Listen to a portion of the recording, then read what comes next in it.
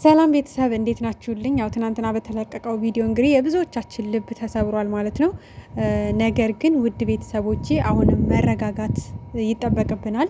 በተለይ የጨረቃ ፋሚሊ ሳትከፋፈሉ ማለት ነው ተረጋግታችሁ ትዕግስተኛ መሆንና መረጋጋት ግድ ይለናል አሁን ላይ ማለት ነው። ምክንያቱም ምንም የምናውቀው ነገር የለም።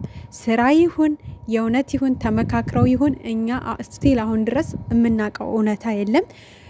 ብሩኬ ጋር ደግሞ አንድ ትልቅ ሰርፕራይዝ አለ። እሱ ምንድነው? ከዚህ በፊትም ተናግሯል ታውቃላችሁ። በእኛ እድሜ ያልተሞከረ ያልተደፈረ ከአንድ ወር በኋላ ትልቅ ሰርፕራይዝ አለሽ ብሏታል። ያንን ደግሞ ሁላችንም በጉጉት እየጠበቅን ነበር ታውቃላችሁ። ስለዚህ ምናልባት ያ ነገር እስከሚያልቅለት ድረስ ተመካክረው ወይ ቪዲዮ ይሄ እየሰሩ ነው ወይ ደግሞ የሰው እውነተኛ ታሪክ ተሰጥቷቸው እየተወኑ ነው ወይ ከነሱ መካከል አንዳቸው ፕራንክ እየተደረጉ ነው። ስለዚህ እኔ አሁንም የጨረቃን ፋሚሊ እምለው ነገር ታገሱ፣ አትከፋፈሉ፣ አትሳደቡ፣ በቃ አትዘቅዝቁ፣ ታገሱ፣ ግድ የላችሁም። 1-3 ቀን ጠብቁኝ ነው ያለው። ታገሱ። አሁንም ቢሆን እኔ ሀይሚ ከጎኑ እንድትሆን ነው የምፈልገው። ምክንያቱም ከልቧ ሁና በቃ የሆነ ሁሉን ሆኗል፣ ተፈጥሯል። ስለዚህ ከጎን ነኝ ብላ ዛሬ ደስ በሚል ቪዲዮ ብትመጣ ደስ ይለኛል። መግቢያ ሰርታ ምናምን ነገር ማለት ነው። ምክንያቱም ብሩኬ እንዳለው እንግዲህ ሰሞኑን እያደረገቻቸው ያሉት ነገሮች ከልቧ አይደለም ከኔ ጋር የሆነችው ማለት እኔ በደንብ ጠንቅቄ ነው ማቃት እሷን። ስለዚህ እያደረገች ያለው ነገር ምንም ነገር አልተዋጠልኝም፣ ከልቧ አይደለም። እኔ ስለማቃት ነው ጠንቅቄ። ከልቧ ስትሆንና ሳትሆን እኔ አውቃለሁ ለይቼና በቃ እኔ ደግሞ ከልቧ ሁና አብራኝ እንድትሆን ከልቧ ሁና እንድትረዳኝ ነው የምፈልገው እንጂ እንደዚህ ይሆናል አይደለ? በቃ በእርግጥ የእሱን ንጽህና ሳይታልታለች እዛ ጋ ወይን አዘጋጅታ ምናምን በቃ እንደዛ መፈተኗ ጥሩ ነው ማለት እንግዲህ እሱን ለሚሰድቡት ልጆች በቂ መልስ ወይ ደግሞ የእሱን ማንነት በደንብ ጉልት አድርጋ ያሳየችበት ቪዲዮ ነው። ከልቧም ባይሆንም እንጠጣ ያለችው ግን ደግሞ የእሱን ንጽህና ያሳየችበት ቪዲዮ ነው ብዬ አስባለሁ። ከዛ በተጨማሪ አሁንም ተረጋግተን ያናድዳል እኮ ማለት ትናንት የነበረው ነገር ያናድዳል እውነት ለመናገር እሱም ቢሆን መታገስ አለበት። እሷ የሰማችው ነገር ከባድ ነው፣ ያሳለፈችው ነገር ከባድ ነው እና በቃ አለ አይደለ እንደዚህ ከእሷ ጋር ጠርቶ ማውራቱን የራሱ አናዶኛል። የምሬን ስነግራችሁ ቢያንስ እንኳን ብቻዋን ሊያወራት ይገባ ነበር።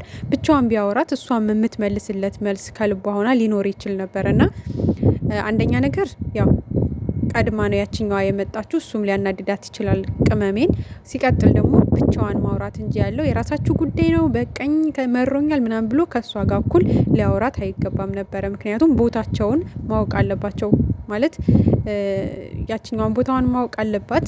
ከዚህችኛዋ ጋር እኩል ማውራት እኩል ልትወራም እኩል ልትከበርም አይገባም። ያቺ በጥባጭ ናት፣ እቺ ደግሞ ሪል ህይወቱ ናት። እና ለማንኛውም ግን ሁላችንም ተረጋግተን መረጋጋትን ነው የምንፈልገው ማለት ነው። መጨረሻውን ማየት አለብን። ይሄ ነገር የምሬ ሰው ታሪክ እየሰሩ ነው ወይስ ድራማ እየሰሩ ነው ወይስ አንደኛው ሰው ፕራንክ እየተደረገ ነው የሚለውን ተረጋግተን በተረጋጋ መንፈስ ማወቅ መቻል አለብን ማለት ነው። ውድ ቤተሰብ እንግዲህ ዛሬ በምን አይነት መልኩ ይመጣሉ ሲሆን ቅመምዬ ብቻውን ጠርታ ብታወራው እኔ ደስ ይለኛል ቀድማ ማለት ነው። ምክንያቱም ያ እንግዲህ ሰርፕራይዝ የተባለው ነገር ከመናገሩ ወይ ደግሞ ከማሳየቱ በፊት የምር ከልቧ ሁና ከሱ ጋር እንድትሆን እኔ እፈልጋለሁ። የምሬን ስነግራችሁ ማለት ነው። ምክንያቱም ነገ ላይ ወይኔ ለካ ለዚህ ነበር እንደዛ ያረኩት፣ ለካ ለዚህ ነበር እንደዚህ የሆንኩት ብላ የሆነ ጸጸት እንዲሰማት አልፈልግም። ወይም ደግሞ ሼም እንዲይዛት አልፈልግም። እሱ ለእኔ እንደዚህ እየለፋ እኔ እንደዛ አርጌ ምናምን እንድትልም አልፈልግም። ገብቷቸዋል። ስለዚህ ያን ነገር ሳይናገር ሳያወጣው ቀድማ እንትን ማለት አለባት፣ ከሱ ጋር ሰላም መፍጠር አለባት ብዬ ነው ምለው። ለነገዋም በኮንፊደንስ ከሱ ጋር እንድትሆን ገብቷቸዋል። ተጎድታለች፣ አዎ። ግን ደግሞ አሁን ላይ መለስ ብላ እየደጋገመ በግልጽ እየነገራት ነው። ከጎኔ ሁኚ፣ የምር ከልብሽ ሆነሽ ከጎኔ ሁኚ እያላት ስለሆነ ያን ነገር ብትረዳውና ከልቧ ሆና ከጎኑ ብትሆን ደስ ይለኛል። ለነገዋ ማለት ነው።